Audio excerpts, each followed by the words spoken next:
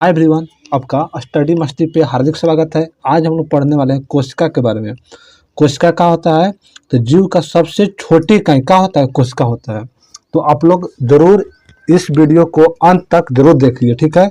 आप लोग इस वीडियो को स्किप मत कीजिए। इस वीडियो के माध्यम से बहुत कुछ सीखने वाले हैं। मैं बहुत कम टाइम में बहुत अच्छा कंटेंट देने का प्रयास करूंगा। जितने भी बीपीएससी टीचर हो या अदर एग्जाम का भी जो तैयारी करने वाले हैं, तो इस वीडियो के माध्यम से बहुत कुछ सीख सकते हैं, ठीक है। तो चलिए बिना टाइम वेस्ट किए हुए स्टार्ट करते हैं। तो पहला क्या है कि कोशिका जीवन की संरचनात्मक एवं कार्यात्मक इकाई को क्या कहते हैं? तो कोशिका कहते हैं। क्या कहते हैं? कोशिका। इसका राइट आंसर क्या हो जाएगा? कोशिका। आपको बताया भी है कोशिका क्या होता है? जीवन की सबसे छोटी इकाई होती है, ठीक है।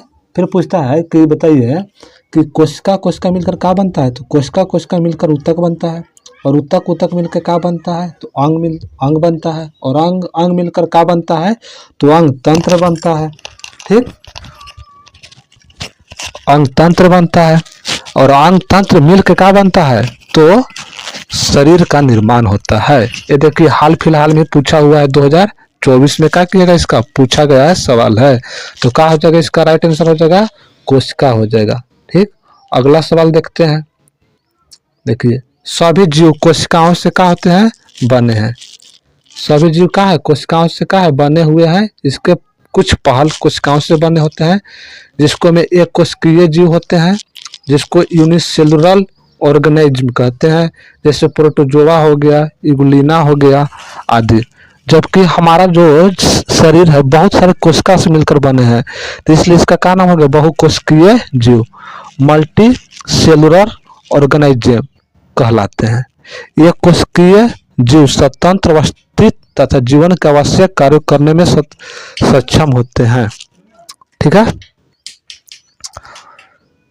तो चलिए अगला है कि कोशिका का शक्ति स्रोत किसे कहा गया है? माइटोकॉन्ड्रिया। इसका राइट आंसर क्या हो जाएगा? माइटोकॉन्ड्रिया हो जाएगा, ठीक है।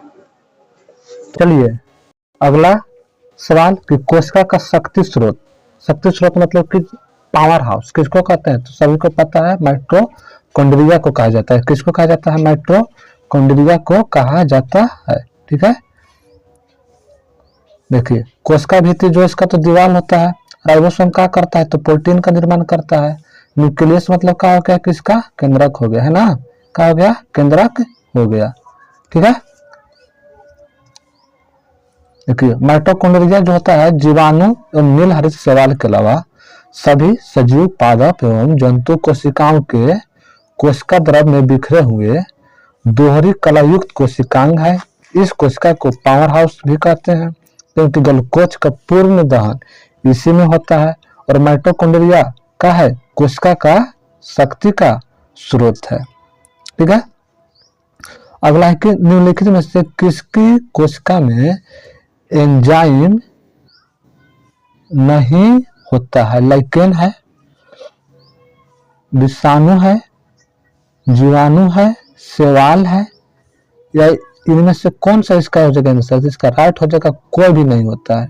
चलिए देखिए वायरस शब्द की उत्पत्ति जो है लैटिन शब्द से हुआ है। किस शब्द से हुआ है? लैटिन शब्द से हुआ है, जिसका अर्थ होता है विष या चिपचिपा तरल पदार्थ। यह अकोशिकीय अति सूक्ष्म जीव होता है, या जो केवल जीवित कोशिका में ही वृद्धि वंश को वृद्धि कर सकते हैं। विषाणु में एंजाइम अनुपस्थिति होता है, किंतु कुछ विषाणु जैसे रेटोवायरस आदि पाया जाता है। रासायनिक दृष्टिकोण से विषाणु प्रोटीन आवरण से क्या होता है? घिरे होता है। न्यूक्लिक अम्ल के खंड के विषाणु पोषक होते हैं। कोशिकाओं के बाहर न तो कोई जैव क्रिया करते हैं और न ही द्विगुणन हो सकता है। लाइकेन जीवाणु तथा शैवाल में भी एंजाइम उपस्थित होता है, ठीक है, ठीक। अगला सवाल है कि 80% से अधिक पाए जाने वाला क्या होता है 80% से अधिक सेल, सेल मतलब कि कोशिका, कोशिका में पाए जाने वाला क्या होता है, तो इसका जल हो जाएगा, क्या हो जाएगा, जल हो जाएगा। प्रोटीन क्या करता है, तो देखिए प्रोटीन शरीर वर्धक होता है, शरीर वर्धक होता है।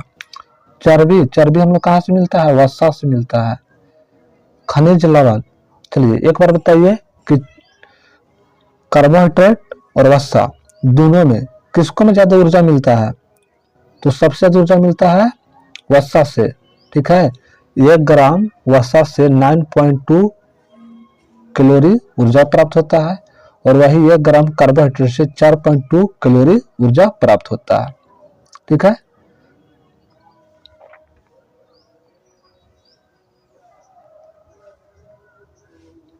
देखिए तो जल की जो मात्रा होती है, जल की मात्रा सर्वाधिक कोशिका में होती है। कोशिकाओं में जल प्रचुर मात्रा में पाया जाता है, जो कुल कोशिका द्रव्यमान का 70% या उससे अधिक हो सकता है निकटतम के रूप में, इसलिए आंसर हो जाएगा डी हो जाएगा, ठीक है। चलिए अगला है, निम्नलिखित में से आम के पौधे बंदर दोनों कोशिकाओं में पाया जाता है, किसको में पाया जाता है, क्लोरोप्लास्ट, कोशिका भित्ति, सेंट्रियोल या कोशिका झिल्ली। क्या हो जाएगा इसका आंसर हो जाएगा, तो इसका राइट आंसर हो जाएगा कोशिका झिल्ली हो जाएगा, क्या हो जाएगा, कोशिका झिल्ली हो जाएगा। तो देखते हैं इसको, जैसे आम के पौधे और बंदर दोनों की कोशिकाओं में कोशिका झिल्ली पाई जाती है। कोशिका झिल्ली जो होती है अर्धपरिगम्य, मतलब आधा भाग में पार होगा और आधा भाग में पार नहीं होगा। यह कोशिका के अंदरूनी भाग से बाहरी वातावरण को भी अलग करती है तथा कोशिका को संरचनात्मक सहायता भी प्रदान करती है। अस्थायी ऊतकों के बारे में कौन सा कथन सही है, अस्थायी ऊतक परमानेंट टिश्यू वो क्या करता है, वह तेजी से कोशिका विभाजन करने में सक्षम होता है, वह कोशिका विभाजन करने में सक्षम नहीं होता है। वे केवल युवावस्था में पाया जाता है, वे विभाजित करने की क्षमता, देखिए जो अस्थायी ऊतक होता है, जो परमानेंट टिश्यू होता है, अब वो कुछ भी नहीं कर सकता, वो परमानेंट हो जाता है, तो वह विभाजित करने की क्षमता को क्या कर देता है, खो देता है, इसलिए इसका राइट आंसर हो जाएगा सी हो जाएगा। चलिए अब इसका देखते हैं, वे ऊतक जो पूरी तरह से विकसित हो जाता है, विभाजन की क्षमता को क्या करता है, खो देता है, इसलिए इसका स्थायी ऊतक कहते हैं, परमानेंट टिश्यू कहते हैं, ठीक। पौधे एवं कोशिका के अंतर निम्न में से किस रचना से स्पष्ट होता है, जैसे पौधा हो गया, पेड़ पौधा हो गया और पशु हो गया, तो दोनों के कोशिका में अंतर किस रचना से होता है, नाभिक से होता है, एंजाइम से होता है, कोशिका भित्ति से होता है, तो इसका राइट आंसर हो जाएगा कोशिका भित्ति से, जो इसका जो दीवार होता है उसी से अंतर होता है, ठीक है, नाभिक एंजाइम से नहीं होता है।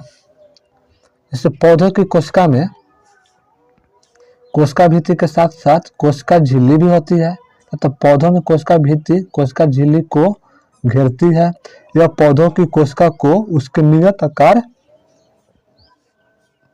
देती है। पशु कोशिकाओं, जंतु कोशिकाओं कोशिका झिल्ली होती है लेकिन कोशिका भित्ति नहीं होती है।